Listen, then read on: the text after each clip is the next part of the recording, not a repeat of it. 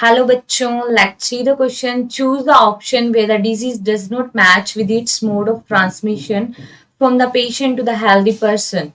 Option A pneumonia, airborne or droplet, and option B typhoid, contaminated food and water, and option C filariasis, bite by female Anopheles vector, and option D sleeping sickness, bite by CC fly. Let's see. देखो हमें question में पूछा है कि हमें वो option select करना है जिसपे करेक्टली मैच नहीं है. क्या मैच नहीं है? इसका डिजीज का मोड ऑफ ट्रांसमिशन. देखो फर्स्ट ऑप्शन में गिवन है न्यूमोनिया. न्यूमोनिया क्या है? It is a basically bacterial disease और it can be happen due to the viral infection. Pneumonia is caused by Haemophilus influenza and Streptococcus pneumoniae bacteria. Streptococcus pneumoniae bacteria. ठीक है. Basically ये जो bacteria कहाँ infection करता है? It cause infection in the lungs and lungs में भी basically alveoli में इन्फेक्शन कोज करता है. ठीक है. अब देखो इन्फेक्टेड पर्सन की जो ड्रॉपलेट्स होती है उसमें न्यूमोनिया कॉजिंग एजेंट प्रेजेंट होता है. ठीक है. अगर ये ड्रॉपलेट अगर हेल्दी पर्सन में चली जाएगी तो उसको भी क्या हो जाएगा? Pneumonia. So it is the correct point कि इसका मोड ऑफ ट्रांसमिशन क्या है? ड्रॉपलेट. ठीक है. तो ये तो आंसर होगा नहीं. Now read the option B, typhoid. Typhoid is caused by Salmonella typhi bacteria. ठीक है.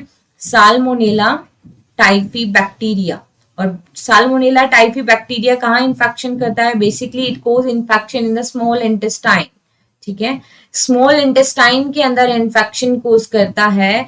और ये इन्फेक्शन ट्रांसमिट कैसे होता है? Patient to healthy person by contaminated food and water. ठीक है. दूषित भोजन के अंदर क्या होंगे? टाइफाइड कोज करने वाले माइक्रो ऑर्गेनिजम्स होंगे और इस फूड को इनटेक करने पर क्या हो सकता है? टाइफाइड हो सकता है. So this option is also correct. Option C देखो फाइलेरियासिस. फाइलेरियासिस और we can say elephantiasis. It is a helminthes disease. ठीक है. हेलमिंथीज डिजीज कोज करने वाले there are so many type of parasite but in India there are mainly two parasites are found. One is the Wuchereria bancrofti and Wuchereria malayi. ठीक है. तो ये जो helminths होते हैं वो क्या कोज करते हैं? फाइलेरियासिस कोज करते हैं. लेकिन इनको कोज करने के लिए क्या चाहिए? कैरियर की रिक्वायरमेंट होती है. ठीक है. एज ए वेक्टर फॉर्म में मॉस्किटो काम करता है जो वन टू अनदर पर्सन क्या करेगा? फाइलेरियासिस कोज करेगा.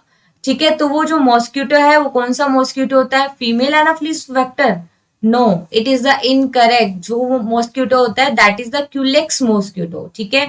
Female Culex mosquito is working as a vector to cause filariasis disease. और ये जो फीमेल एनाफिलिस वेक्टर है ये किस में होता है? It is in protozoan disease which can cause malaria. तो ये ऑप्शन क्या हो गया? Does not correctly match. तो यही हमारा क्या होगा? आंसर. ऑप्शन डी रीड करो. Sleeping sickness. ठीक है. स्लीपिंग सिकनेस को हम कहते हैं अफ्रीकन डिजीज. ठीक है. अफ्रीकन स्लीपिंग सिकनेस डिजीज भी बोलते हैं क्योंकि ये भी एक प्रोटोजोन डिजीज है जो कौन से प्रोटोजोआ से होती है? ये होती है ट्रिपेनोसोमा गैम्बियन से. ठीक है. और इसके लिए जो कैरियर का काम करती है that is the CC fly. ठीक है. सीसी मक्खी काम करती है दैट इज द ग्लोसिना पाल्पेलिस. ठीक है.